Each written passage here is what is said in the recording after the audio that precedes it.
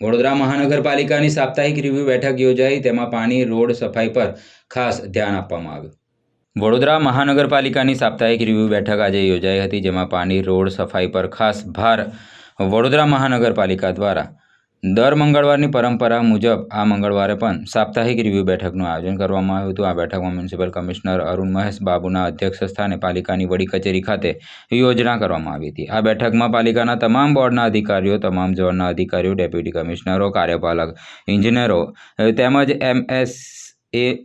AMC સહિતના ઉચ્ચ અધિકારીઓ ઉપસ્થિત રહ્યા હતા. બેઠક દરમિયાન શહેરના વિવિધ વિસ્તારોમાં ચાલી રહેલા વિકાસના કામો અને નાગરિકોને લગતી પ્રાથમિક સુવિધાઓની વિગતવાર સમીક્ષા કરવામાં આવી હતી. ખાસ કરીને પાણી પુરવઠો, રોડ રસ્તાની હાલત અને સફાઈ વ્યવસ્થા અંગે વિશેષ ભાર મૂકવામાં આવ્યો છે. મ્યુનિસિપલ કમિશનરે અધિકારીઓને શહેરમાં પાણીની સમસ્યા ન સર્જાય તે માટે તકેદારી રાખવા માટે ખાડા, ખાબોચિયા સહિતના રોડના કામ સમયસર પૂર્ણ કરવા તથા સ્વચ્છતા અભિયાન વધુ અસરકારક બનાવવા સૂચનો કર્યા હતા.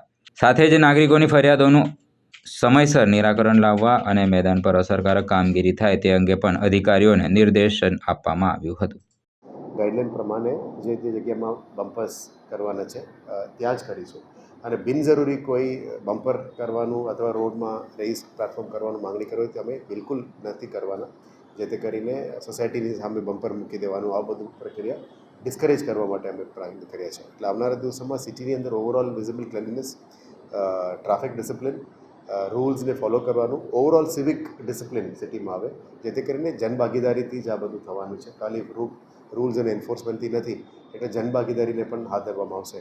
ગઈકાલે તમામ સ્કૂલ સાથે પણ અમે મિટિંગ કરી છે. એમાં સ્કૂલ્સના પ્રિન્સિપલ્સ, ટીચર્સ અને બાળકોને પણ સ્વચ્છતા અભિયાનમાં વોટર બોડીઝને સ્વચ્છ રાખવામાં, નદીને સ્વચ્છ રાખવામાં, નદીની અંદર પોલ્યુશન ના થવા માટે જે પગલાઓ વીએમસીને પણ કરવાનું છે, જીપીસીબીને કરવાનું છે, એ બધા ઉપર પણ ચર્ચા કરવાના છે. એટલે આવનારા દિવસોમાં ઓવરઓલ સિટીની અંદર ક્લીનલીનેસ, ઓવરઓલ એર ક્વોલિટી, પ્રદૂષણ ઓછું થાય, river body, water body conservation, એ બધાના ઉપર ફોકસ રહેવાના છે, જેથી કરીને વડોદરા સિટીનું જે ઓળખ છે એ પણ ફરી એને શુદ્ધ મળે અને પબ્લિક સ્પેસીસ વધારે યુટિલાઇઝેબલ થાય અને નાગરિકો પણ સારી રીતે રાખે.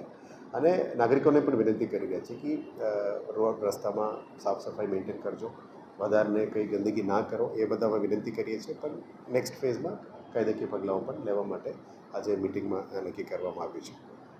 બીજી હાઉસિંગ ઉપર પણ વધારે ફોકસ કરવાનું કીધું છે. એટલે જ આપણે 30,000 ટાર્ગેટ છે PMAY 2માં, એ ઉપર પણ અત્યારે DPS બનાવવાનું કામગીરી શરૂ થઈ ગઈ છે. એટલે આવનારા 27 સુધી જે અમારે ટાર્ગેટ છે એને પૂરું કરવા માટે કામગીરી કરીશું.